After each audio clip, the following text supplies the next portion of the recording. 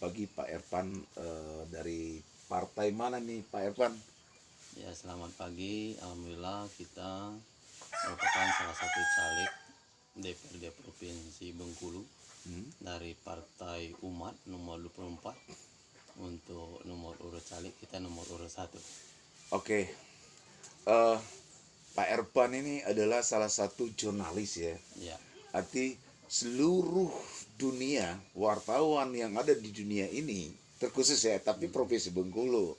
Jadi kita harus patut bangga dan juga ini menaikkan apa ya, citra sebagai jurnalis yang ada di seluruh Provinsi Bengkulu. Ini bagian yang sangat, momen yang sangat perlu jurnalis, wartawan, apalagi ya, istilah bahasa jurnalis itu sendiri, dan juga para para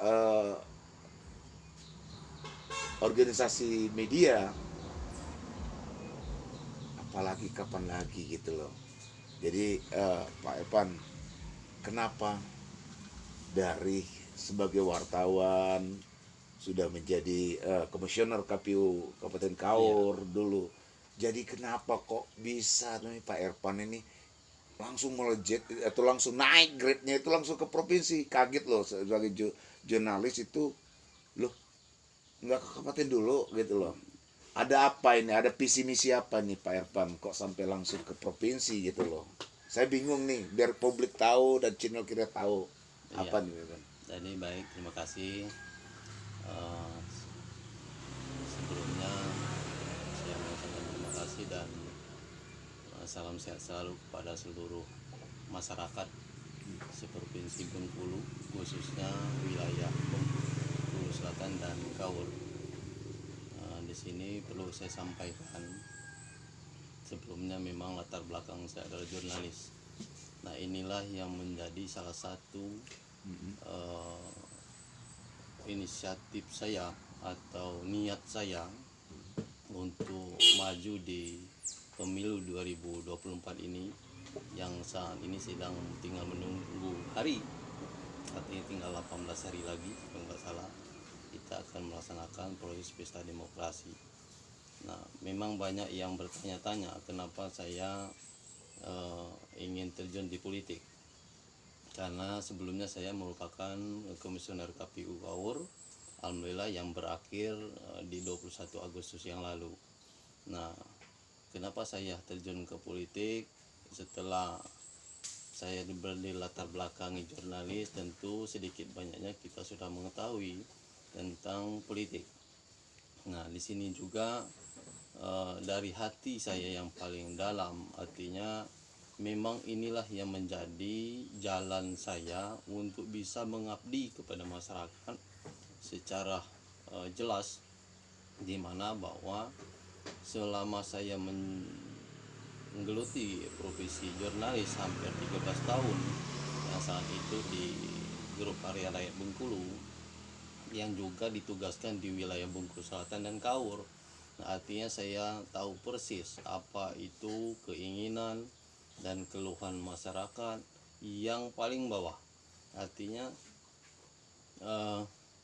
selama saya di jurnalis dulu, saya mengamati masih cukup banyak kebijakan-kebijakan, baik itu pemerintah maupun pengawasan kontrol sosial dari wakil-wakil rakyat kita yang ada khususnya untuk di provinsi ini masih perlu kita tingkatkan, terutama di bidang beberapa sektor. Bagi saya untuk mencalonkan diri sebagai anggota DPRD provinsi ini, tidak banyak bagi saya yang harus saya menjadikan visi dan misi.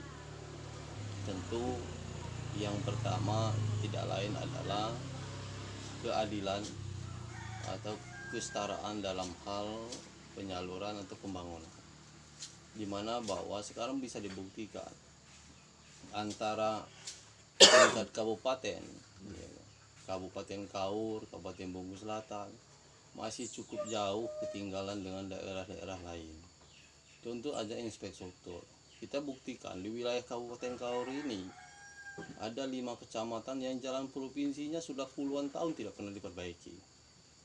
Bahkan Sebagai ini contohnya contoh, misalkan di Jalan wilayah Raya Parguci ya. Padang Ucilir antara Desa Ulagung yang sampai hari ini tidak selesai-selesai, tidak pernah tersentuhkan arti penyelesaiannya. Begitu juga dengan wilayah jalur khusus, arti jalur umum, Kauru Utara, ya kan, Kelam Tengah, bisa dibuktikan Padang Guci Hulu ya. aspalnya sudah habis. Padang Guci Hulu ya. Nah, Padang Guci Hulu. Nah, ini artinya ini seharus idealnya ini menjadi perhatian khusus. Yang anehnya ini kepala daerahnya semuanya ada di wilayah ini. Nah, artinya kenapa, ada apa ini? Nah, ini harus menjadi perhatian. Nah, di sisi lain di wilayah Bengkulu Selatan masih ada daerah-daerah yang ironisnya sampai detik ini yang masih tidak ada sinyal jaringan. Contoh RT6. Saya memasuki langsung wilayah-wilayah itu. Ya, wilayah-wilayah sulit itu saya datangi gitu. Artinya harapan masyarakat itu kan komunikasinya harus jalan sehingga masyarakat bisa mengetahui perkembangan teknologi, informasi maupun rencana-rencana pembangunan pemerintah. Nah, ini yang harus yang perlu menjadi PR saya yang membuat saya nekat untuk maju di DPR provinsi. Nah, kemudian yang tak kalah penting ini yang menyentuh kepada masyarakat menengah ke bawah terkait dengan potensi-potensi yang akan meningkatkan kesejahteraan. Contoh adalah petani nelayan. Kita dari perbatasan Merpas, tebing rambutan sampai ke Selali, ya kan? Ini masyarakat petani nelayan kita kan cukup banyak. Dan laut kita merupakan ada potensial yang cukup memadai. Akan tetapi apa yang didapat oleh masyarakat petani kita nelayan? Sangat minim sekali bisa menghasilkan hasil pendapatan kesejahteraan mereka. Kenapa? Perhatian pemerintah terhadap alat tangkap ikan, jaring, perahu gitu, nah, ini sangat minim sekali sehingga mereka masih tradisional mancing. Nah, ini kan Pak harusnya perlu perhatian pemerintah. Tentu memang ketika banyak yang mengatakan bahwa tidak mampu dengan APBD kita yang hanya 3 triliun seprovinsi. Ya, ini merupakan tugasnya wakil rakyat, tugasnya pemerintah untuk menggait dana-dana APBN. Kan itu. Nah, inilah yang harus digaitkan. Nah, arti selama ini di pusat itu ya cukup banyak bantuan-bantuan terkait dengan alat tangkap perikanan, ya kan, jaring tangkap segala macam, mesin tempel segala macam, kapal atau perahu. Nah, inilah yang harus kita ambil, ya kan ini. Jadi ini yang menjadi perhatian khusus bagi saya. Nah, ini penting betul bagi peningkatan kesejahteraan. Nah, yang kemudian bagi pertanian dan perkebunan ini juga alsintan, alat pertanian. Nah, sekarang selama ini banyak yang tidak tepat sasaran, sehingga ada yang diperjualbelikan, ada yang dimiliki pribadi, sehingga masyarakat petani yang betul-betul bertani mereka hanya dicatut nama sebagai kelompok tani. Artinya di situ bantuan alsintan itu sendiri kok bisa dikatakan itu jadi dijualkan untuk pribadi? Iya, itu tadi karena tidak tepat sasaran. Oh iya. Iya kan? Iya, banyak masyarakat yang tidak tahu nama dia, KTP dia dijadikan syarat untuk menjadi kelompok tani. Artinya kan ini perlu pengawasan. Makanya kontrol sosial dari wakil rakyat. Turun dong ke lapangan. Jangan kita menerima informasi saja. Nah, inilah kalau saya sebagai jurnalis, mantan jurnalis, Tahu betul saya ya. tahu betul yang di lapangan tuh, saya tahu betul. Mohon maaf ini kan, sehingga kita apa yang disampaikan di sana masyarakat kita terutama Bengkulu Selatan yang penghasil padi selama ini, ya kan, tapi apa yang dibuat sekarang, ya kan, padi kita hampir sawah sudah banyak alih fungsi, ya kan. Kemudian ini akibat apa? Alih fungsi lahan juga akibat apa? Karena sulitnya mendapatkan pupuk. Ini akibat dari kurangnya pengawasan juga dari para wakil rakyat kita. Nah, artinya harusnya pupuk subsidi yang disalurkan itu diawasi oleh pemerintah dan DPR sehingga tepat sasaran, tidak harganya di atas head, ya kan. Ini mana harga di atas head lah, susah perlu carinya. Nah, ini akhirnya menjadi penyebab kurangnya kesejahteraan masyarakat secara otomatis, ya kan. Banyak alih fungsi sekarang bisa dibuktikan, ya kan. Nah, inilah menjadi perhatian. Nah, yang tak kalah penting yang saat ini sedang dirasakan oleh masyarakat, apa itu? terkait dengan harga sawit. Harga sawit di Bengkulu Selatan di Kaur ini jauh berbeda dengan di wilayah Bengkulu Utara. Ada apa ini? Kualitasnya lebih bagus kita, kan gitu. Nah ini artinya pengawasan dari kontrol sosial dari wakil rakyat dan pemerintah terhadap perusahaan-perusahaan, ya kan, pabrik-pabrik yang menerima produk sawit ini kurang perhatian, sehingga mereka semaunya saja. Masyarakat mau tak mau, daripada membuang mubazir tetap dijual, kan gitu, berapapun harganya. Oke, ini Pak Evan, artinya di sini bukan menjatuhkan, menjelekkan ya. Artinya kita tuh cuma memberikan seperti sesuatu keluhan sendiri yang apa yang dibicarakan Betul. Pak Evan. Bukan menjustis ya. Artinya mari kita untuk teman-teman di channel kita. Artinya Pak Evan adalah salah satu calon di partai Umat artinya nomor berapa nih Pak nomor Evan? urut satu. Nomor urut 1 ya untuk dari Dapil 6 kau dengan Bengkulu Selatan. Artinya beliau adalah mantan jurnalis, artinya sudah puluhan tahun beliau sangat tahu persis di dalam birokrasi, juga di di dewan ya untuk pengetahuan itu. Arti dari kutipan pembicaraan Pak Irfan tadi, saya artinya di sini sepertinya kurang komunikasi antara masyarakat dengan baik eksekutif. Eksekutif itu pemerintah ya, artinya dewan. Jadi wakil kita ini adalah dewan sih sebenarnya untuk mengeluhkan atau apa yang kekeluhan di dalam masyarakat ini, karena mereka adalah wakil kita. Jadi Pak Evan, memang kita saat ini kenapa saya sebagai jurnalis wartawan, jadi dikutip dari beberapa yang saya lihat dan saya analisa sendiri, artinya miskomunikasi ataupun kurang komunikasi antara dewan, pemerintah gitu loh. Kok yang dijelaskan salah satu tadi adalah banyak keluhan. Artinya ini merunut ke dalam pelayanan publik ya. Bapak kan mantan anggota jurnalis.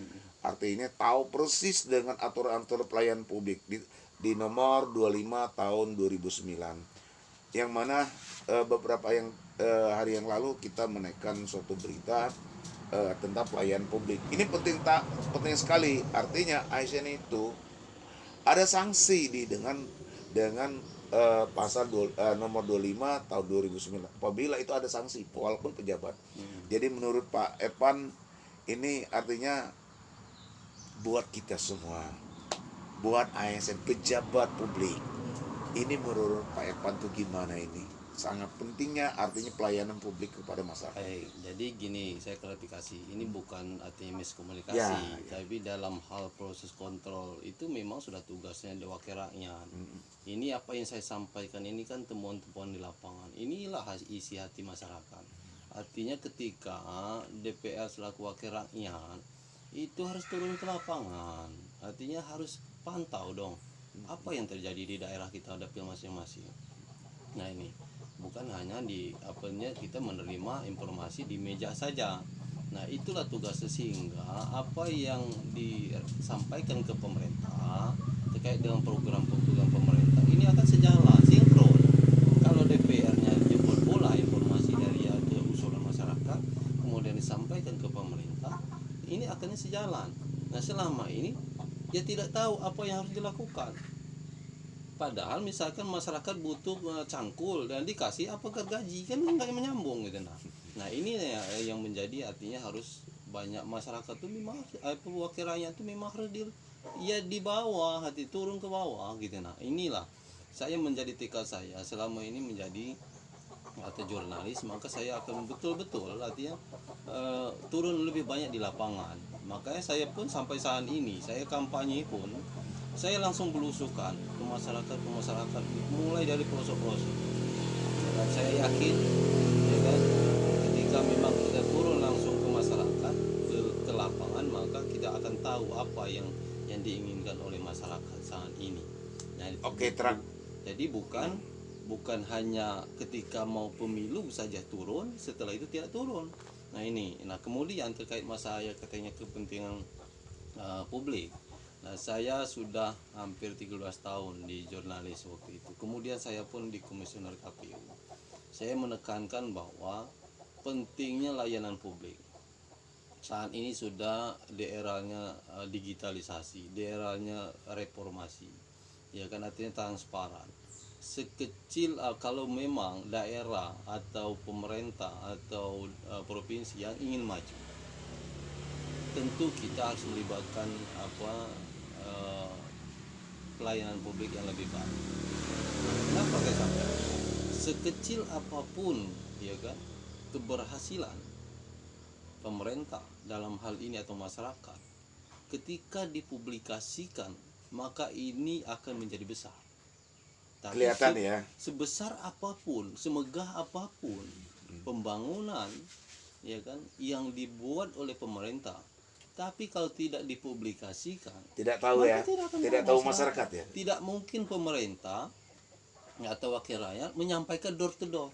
Nah, inilah fungsi kawan-kawan jurnalis. Maka saya tekankan, saya mewakili kawan-kawan profesi jurnalis di sini. Mari kita buktikan bahwa kita selaku mantan jurnalis atau jurnalis bisa diamanahkan oleh masyarakat dan bisa kita mengabdi kepada masyarakat. Sesuai dengan nomor 40 ya. Dengan ini Undang-Undang Pers 40 tahun 1999 ya. Jadi media ini jangan kita alergi. Itu artinya media inilah yang membantu kita untuk kemajuan, terutama investor mau masuk itu ketika dipublikasikan. Kalau dialergi sama media, tentu investor tidak akan mau masuk. Itu nah. Kita wilayah mana, Bungkus Selatan dan Kaut, potensi investor masuk cukup banyak. Apa itu? Wisata. Ya, Laguna ini Balinya Bengkulu. Ya kan? Ya. Itu Laguna. Bungkus Selatan, Arum Jeram. Ya kan, pantainya luas. Ya kan? Masih banyak hal-hal yang patut dikelola oleh